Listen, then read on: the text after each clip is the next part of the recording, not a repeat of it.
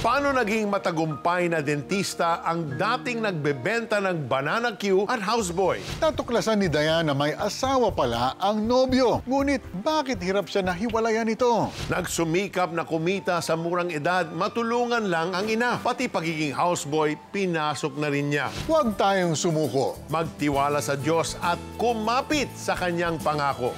Tapat!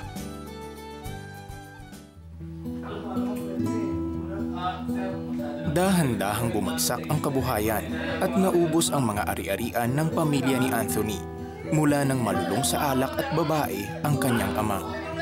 Naging ugat ito ng madalas na pag-aaway ng kanyang mga magulang. Hopeless and helpless kasi wala kang malapitan. Puro hirap. Awang-awa ka sa sarili kasi parang nagkaroon ka na ng feeling na ang baba na ng tingin mo. Dahil apektado ang kanyang pag-aaral, napipilitan si Anthony na magtinda upang kumita ng pera.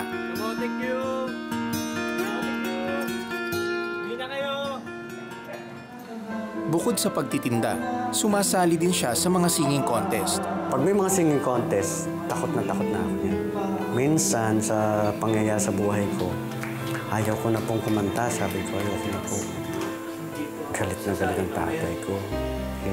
Nakainom kasi siya. Binuhat ako tapos hinagis ako talagang akala ko katapusan ko na. Natakot talaga ako, nagmamaka ako. Sabi, tama na po, ayoko na po. Gusto niya na parang feeling sikat ka at may pagmamalaki niya ako sa mga tao. Plus, siyempre yung panalo nun, magagamit yun sa kanyang bisyo. Namasukan bilang kasambahay si Anthony, katuwang ang kanyang nanay sa mga gawain. Malaking tulong yon upang makapag-high school siya. Naghuhugas ng plato, naglilinis ng kubeta, naglilinis ng bahay. Naglalaba rin talaga ako. Nagluluto rin. Habang pinipilit na maiahon ang sarili mula sa kahirapan, minsan siyang naimbitahan ng kanyang kuya sa isang Kristiyanong gawain. Doon niya unang narinig ang tungkol sa pag-ibig ng Diyos. Ito ang mensaheng nagbigay ng pag-asa at direksyon sa kanyang buhay. Nilid niya ako sa salvation. I accepted the Lord Jesus Christ as Lord and Savior. From there, unti-unti niya na akong pina-follow up, sinasama sa church. Hanggang sa lumalim ang relasyon niya sa Diyos, mula nang naging bahagi siya ng music team. Napatawad niya ang kanyang ama at tuluyang nakalaya sa kinikimkim na galit. Doon na, nag-umpisa na akong magbasa ng Bible talaga. Doon ko na-discover yung totoo pala to. Ramdam na ramdam ko yung pag-ilos ng Lord sa akin. Gumaang yung bigat ng damdamin ko. At unti-unti, nagkaroon na rin ako ng confidence. Matagal niyang pinagdasal na balang araw ay makapasok siya ng kolehiyo. One time, talagang di ko na makayanan. Umiyak na ako. Sabi ko, Lord, pagod na ako. Mula pa nung bata hanggang ngayon, eto pa rin yung sitwasyon ko. Kailan kaya ako matatapos na ganito? Doon nangusap ang Lord sa akin.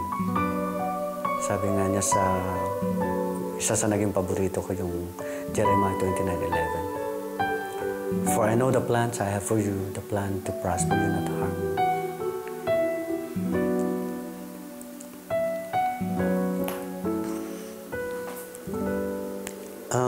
Sorry. Yun, but there will be hope in the future. Umiyak talaga ako.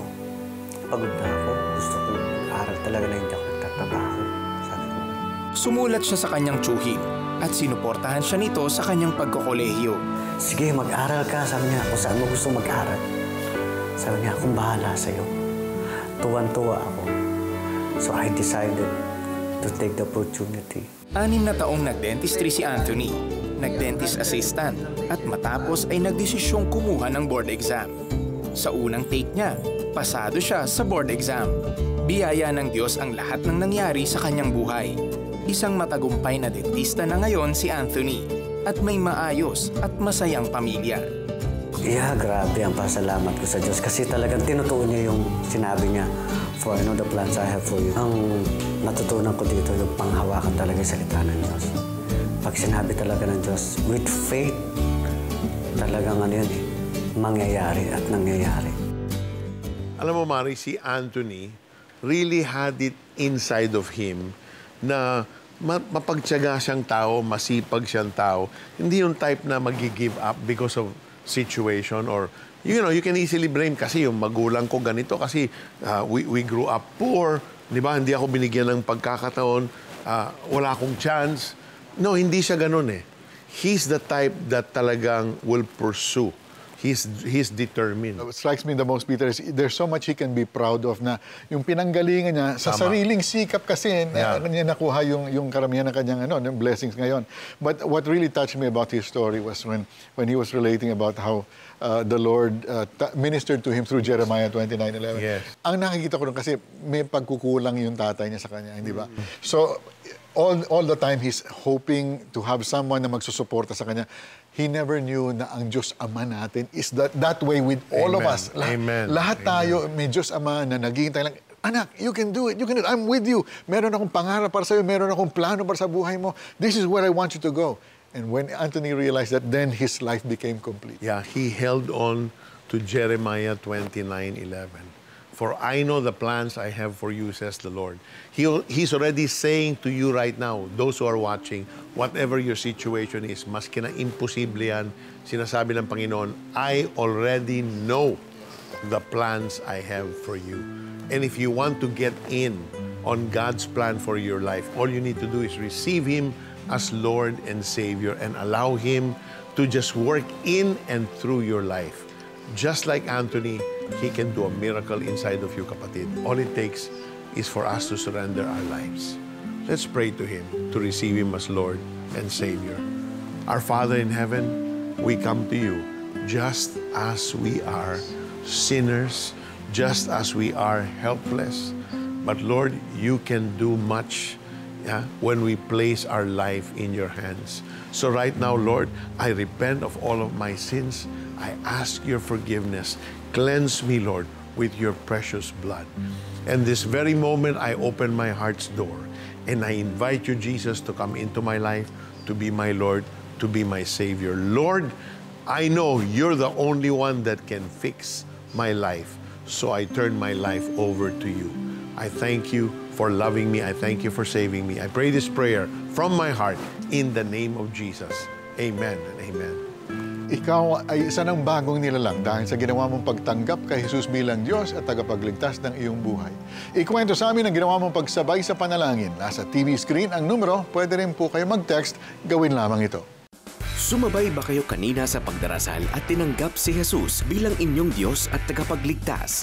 Ibahagi nyo naman sa amin. Please text YES space The 700 Club Asia at ipadala yan sa aming smart number 0949-888-8001 at Globe 0977-805-6915 at Sun number 0925-300-3000. Sa kabila ng mga hamong kinakaharap, maaari pa rin tayo makaranas ng kapanatagan. Ito ay sa pamamagitan ng salita ng Diyos. Tumawag sa 24/7 Prayer Center upang kayo ay mapayuhan ng mga trained prayer counselors gamit ang Biblia. Nasa TV screen ang numero. Kung ikaw ay naninirahan sa ibayong dagat, makakausap nyo ang mga prayer counselors gamit ang Skype o di kaya sa Facebook Messenger. Ang ID ay The 700 Club Asia. Hinihintay nila ang iyong pagtawag o pakikipag-chat.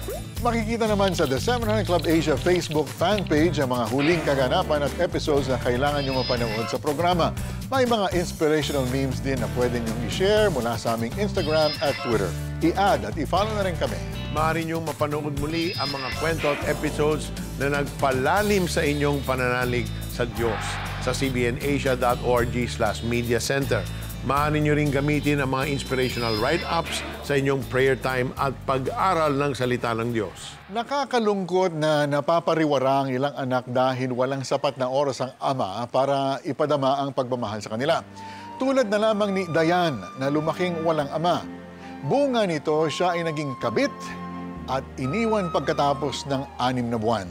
Saan niya matatagpuan ang pag-ibig na magpupuno sa kanyang kakulangan? Ang kanyang kwento pagkatapos ng ilang sandali. Diyan lamang kayo magbabalik ang The 700 Club Asia. Ang pagpasok sa isang relationship or marriage ay isang lifetime commitment. Kaya nga dapat tama rin ang pagpili mo sa iyong partner na makakasama mo habang buhay. Isa na nga sa naging patayan is that real men pursue purity. Ngayon naman, dapat real men are obedient. Real men are obedient. Ang pogi dude, masunurin sa maraming paraan. Una, a real man strives to obey God's commands.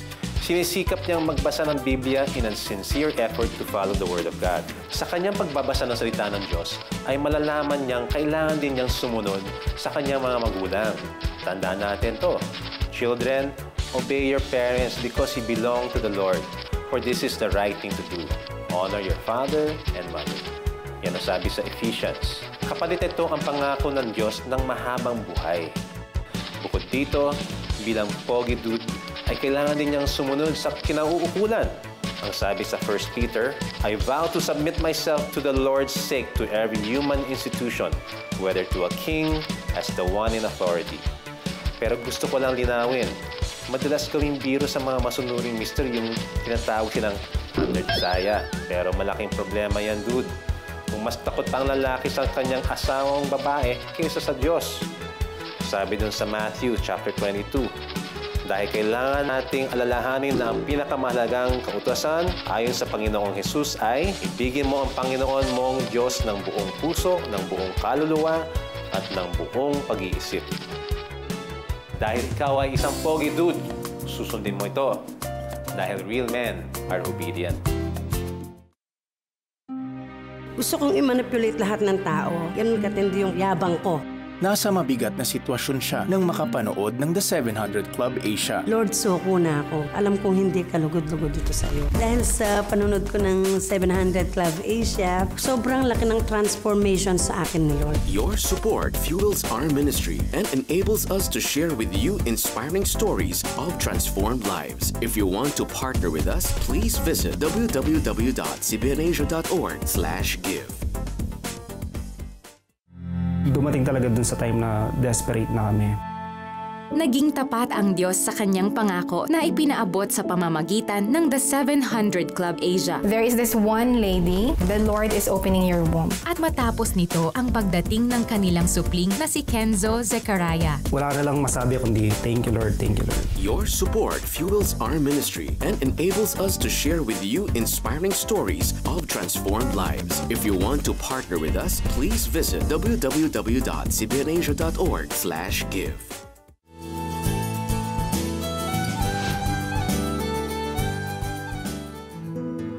Lumaking walang tatay si Dayan. Bunga ng kawalan ng gabay at atensyon. Lahat ng kakulangan sa kanyang kalooban ay hinanap niya sa kanyang naging nobyo. Bagamat inamin ng kanyang kasintahan na may asawa na ito, hindi niya ito pinakawalan. Binigay ko lahat sa kanya. Kung siya rin naman ang makakatuluyan ko, bakit hindi? Naging desperado ako sa kanya. Matapos ang 6 na buwan, ang kanyang sinisinta ay naglahong parang bula. Hindi na siya nagparamdam sa akin. Nung iniwan ako ng boyfriend ko, doon nag-start yung depression ko. Severe depression. Lahat na lang, puro galit, puro lungkot, puro guilt.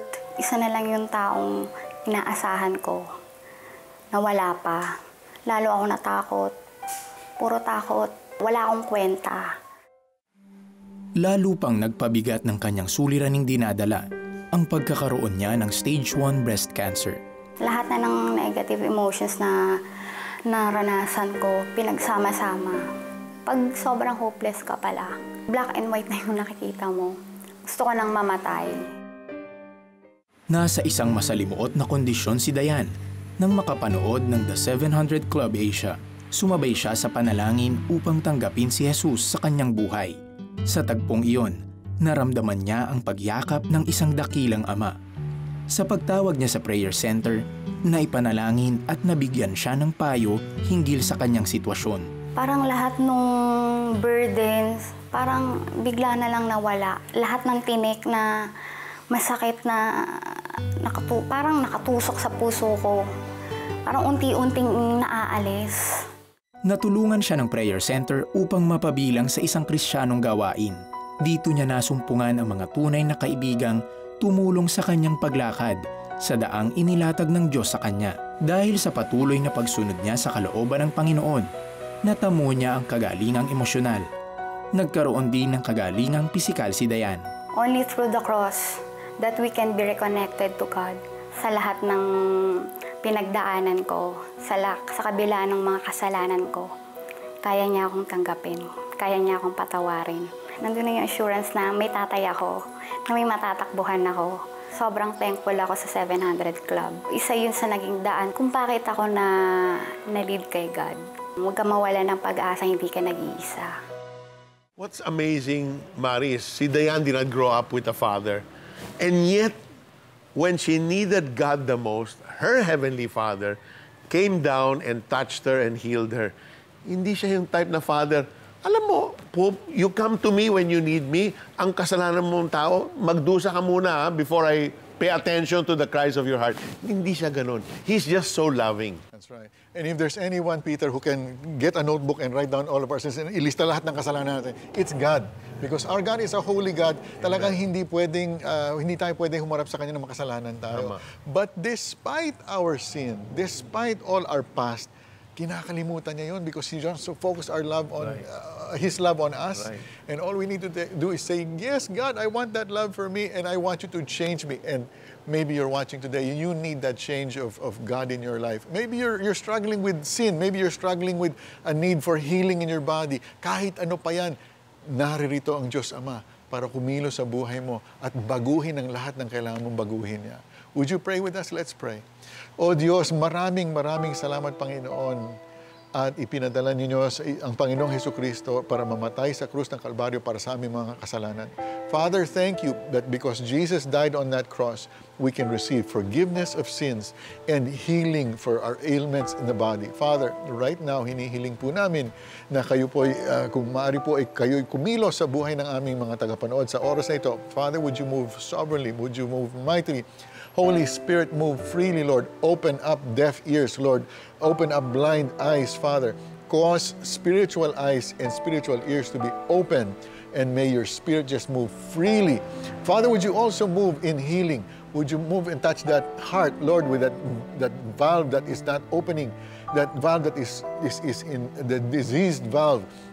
Sabi ng doktor, that valve needs a surgery, but right now, God is going to touch it, and God is going to heal it, and you're going to go back to the doctor, and when you have it tested again, you'll see na merong ginawa na himala sa buhay mo ang Panginoon. God is going to do a mighty work, and God is continuing to do work in people with respiratory disease. In the name of Jesus, you've had the problem with your lungs. Kapatid, receive your healing now in the name of Jesus. Receive it now in Jesus' name.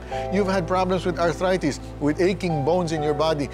You woke up this morning, ang sakit ng katawan mo. Kapatid, receive your healing right now because God is pouring it out on you in Jesus' name. Peter?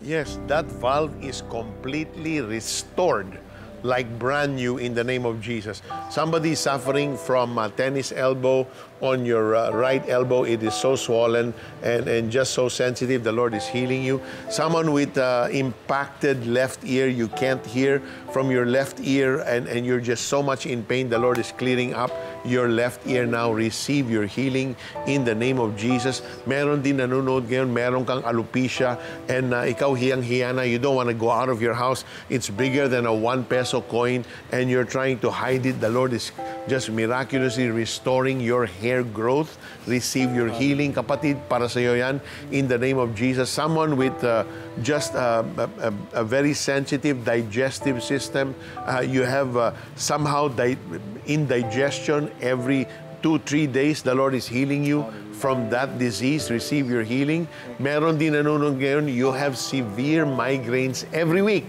And you're wondering, when will my migraine come? Will it be Tuesday? Will it be Thursday? The Lord is just setting you free and telling you, do not fear, you're not going to have those debilitating migraines again in the name of Jesus. Thank you, Lord. Ang Panginoon ay tapat sa kanyang pangakong magpagaling at magpatawad. Ibalita nyo naman sa amin ang ginawang paggalaw ng Diyos sa inyo sa mga sandaling ito. Tumawag sa numero na nasa TV screen. Sundin naman ito kung nais nyo mag-text. Takot na takot ako. Kasi any moment, pwede kong mawala sa mga anak ko. Yung prayers talaga ng mga taga 700 Club nakatulong. Natutuklap na siya. Yung doktor ang nagsabi sa akin na malaking milagro yung nangyari sa'yo. Totoo ngang walang imposible sa Panginoon. Ibahagi niyo naman sa amin kung kayo'y sumabay rin at naranasan ang kagalingang galing sa Panginoon. Pwede niyong i-text ang aming smart number 0949-888-8001, Globe 0977-805-6915 at Sun 0925-300-3000 o mag-post sa aming Facebook wall, The 700 Club Asia. Nagsumikap na kumita sa murang edad, matulungan lang ang ina. Pati pagiging houseboy, pinasok na rin niya. Huwag tayong sumuko. Magtiwala sa Diyos at kumapit sa kanyang pangako. Tapat! Gusto kong i-manipulate lahat ng tao. Ganun katindi yung yabang ko. Nasa mabigat na sitwasyon siya nang makapanood ng The 700 Club Asia. Lord, suko na ako. Alam kong hindi ka lugod-lugod dito sa iyo. Dahil sa panunod ko ng 700 Club Asia, sobrang laki ng transformation sa akin ni Lord. Your support fuels our ministry and enables us to share with you inspiring stories of transformed lives. If you want to partner with us, please visit www.cbnasia.org/give. Dumating talaga dun sa time na desperate na kami. Naging tapat ang Diyos sa kanyang pangako na ipinaabot sa pamamagitan ng The 700 Club Asia. There is this one lady, the Lord is opening your womb. At matapos nito ang pagdating ng kanilang supling na si Kenzo Zechariah. Wala na lang masabi kundi thank you Lord, thank you Lord. Your support fuels our ministry and enables us to share with you inspiring stories of transformed lives. If you want to partner with us, please visit www.cbnasia.org/give.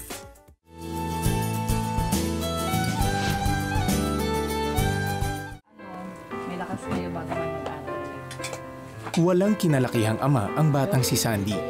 3 taong gulang pa lang nang pumanaw ang ama at mag-isang itinaguyod ng kanyang ina ang kanilang pamilya. Nagsumikap sa pag-aaral si Sandy sa hangaring magkaroon ng maginhawang buhay. Mahirap yung buhay kasi yung kakarampot na sweldo ng mother ko, yun ang pinaghahati-hatian namin magkakapatid. Ginawa ni Sandy ang lahat, matulungan lang ang kanyang nanay, gaya ng pag-iigib ng tubig at pamamalengke. At kapag ipit na, si Sandy ang inaasahan ng kanyang ina para humingi ng tulong sa kamag-anak. Minsan uutusan ka ng mother mo, anak, punta ka muna dun sa tita mo, sa tito mo, manghiram ka muna. Yung mga lumang damit nila na ibinibigay sa amin, pero pakiramdam ko nun, bago na rin yun at maganda na rin. Ang tingin mo, parang napakalaking bagay na nito. Hindi nagtagal, kinupkup siya ng kanyang tiyahin upang manilbihan bilang isang all-around helper. Tagawalis ng buhok, tagaligpit ng gamit. Lahat ng ito'y pinagtiyagaan ni Sandy upang may pambaon sa eskwela. Nagbunga ang kasipagan at pagpupursige ni Sandy. Pagkatapos ng high school ay nakatungtong siya ng 1 taon sa kolehiyo. Ngunit mas pinili niya na magtrabaho bilang isang messman sa barko. Natuwa ako dahil ito na yung pagkakataon ko na kumita ng malaki at makatulong dun sa magulang ko at saka dun sa mga kapatid ko. Mula sa pagiging messman ay na-promote siya bilang chief cook. Nakakatuwa dahil hindi mo ini-expect na mararating mo yung mga lugar na yon. Kung iisipin mo, halimbawa mamamasahe ka, napakalaking halaga nun eh. Pero sa pagiging seaman mo, nararating mo yun ng libre. Malaking challenge talaga sa trabaho ng pagiging seaman is yung lungkot. Malayo ka sa pamilya mo. Kung halimbawa susulat ka sa magulang mo o sa kapatid mo, ang sagot nun siguro mga 2 buwan pa. Delikado ang trabaho sa barko. Minsan maalon, minsan gusto mong matulog, kaya lang hindi ka makatulog dahil gumagalaw yung barko, matindi yung dinadanas yung galaw ng barko. So, and then yung minsan napirata na rin kami. Makaraan ng 2 taon, nakilala ni Sandy si Luz. Hindi nagtagal, nauwi sa kasalan ang relasyon ng dalawa. Subalit mahirap lisanin ang Pilipinas at malayo sa mahal sa buhay. Malungkot na iiwanan mo yung pamilya mo. Malayo man sa piling ng pamilya, naranasan ni Sandy ang malaking pag-ibig ng ating Ama sa Langit sa tulong ng mga kasamahan sa barko. Doon ko talagang naramdaman na pumasok na si Jesus sa buhay ko. Na-realize ko na ang laki ng pagkakasala ko sa Panginoon. Doon ko na-realize na kailangan ko pala ng Savior. Parang ang salita ng Diyos ay naging salamin at pinapakita kung sino ka. Apart from Him, I can do nothing. Kailangan ko palang i-honor si Jesus sa buhay ko. Tayong lahat, meron pala tayong tatay na nagmamahal sa atin. Na despite the absence of my physical father, meron pala tayong spiritual father na pwedeng mag-guide sa atin. Makaraan ng halos 2 dekadang pagbabarko ni Sandy, nagdesisyon na siyang huminto at ipagpatuloy ang trabaho sa bansa kapiling ang pamilya. Dahil sa work experience, na-apply niya ito upang magkaroon ng college degree. Nakuha niya ang BS Office Administration. Taong 2011, nang makamit niya ang licensed real estate broker at nagtrabaho bilang isang manager sa isang ship management company na tumutulong sa mga gusto ring maging seaman. Bukod dito, isang pagpapala para kay Sandy na makatulong sa mga nangangailangan, gaya ng mga campus missionaries at mga scholars sa kanilang simbahan. Tinulungan din niya ang kanyang magulang, kapatid at mga kamag-anak na maiahon sila sa kahirapan, maging ang kanyang sariling pamilya. Ang kanyang 3 anak ay nakatapos lahat sa pag-aaral at may mga maayos na trabaho. Isa bilang flight attendant, isang musician sa Singapore, at isa ring seaman. Kung dati ay nakakapangibang bansa si Sandy dahil sa trabaho, nalilibot niya ngayon ang mundo kasama ang kanyang may bahay at mga anak sa pagbabakasyon. Inspirasyon ng mag-asawa sa pagiging aktibong volunteer sa simbahan at naibabahagi nila ang kanilang mga karanasan at karunungan sa mga mag-asawang OFW. Binigay din ni Lord yung pagmamahal na para sa Kanya kasi nakikita ko rin mahal na mahal niya kami, mahal na mahal niya ako. Pinapakita niya ito sa Kanyang work, sa Kanyang actions, at dedicated talaga ang kanyang buhay para sa aming mag-anak. Kung kasama mo si Jesus sa buhay mo, hindi ka mangangamba na magawa mo yung mga imposibleng bagay. Alam mo, Peter, when I was watching that video, naisip ko lang, thank you sa mga seaman at mga kung ano-ano pa kayo that are out there and you're sharing the gospel, you're giving Bible studies. Please go on. Don't stop your work. Kahit ano pang mangyari, people try to discourage you, people try to stop you. Pray and see it through because you are making a difference in the world, not just in the Philippines. Amen. Though our circumstance and situations change, the God that we trust and rely on every single day never changes. He's the same yesterday, today, and forever. The faithfulness He had shown to the men of faith like Abraham, Moses, and even to the Apostle Paul is the same faithfulness that all of us will receive from Him. Therefore, we do not need to worry. Parati nating tandaan ang turo na ito ni Apostol Pablo sa atin. Kung tayo man ay hindi tapat, siya ay nananatiling tapat pa rin sapagkat hindi niya maaaring itakwil ang kanyang sarili. Narito ang mga kwentong dapat niyong abangan bukas. Paano siya nasapian ng espiritu ng mga duwende? Bakit siya naging bading at sex addict? Bakit niya napiling maging gay beauty queen at pagkatapos naging misyonero sa mga LGBT? Silang mga paliwas ang paniniwala. Sa The 700 Club Asia, Biyernes pagkatapos ng saksi sa GMA. Samahan niyo kami ulit bukas sa panibagong episode na maghahatid ng pagpapala sa inyo. Same time, same channel. Laging isa puso na buhay ay gagaan kung si Jesus ang ating sandigan. Mahal tayo ng Panginoon.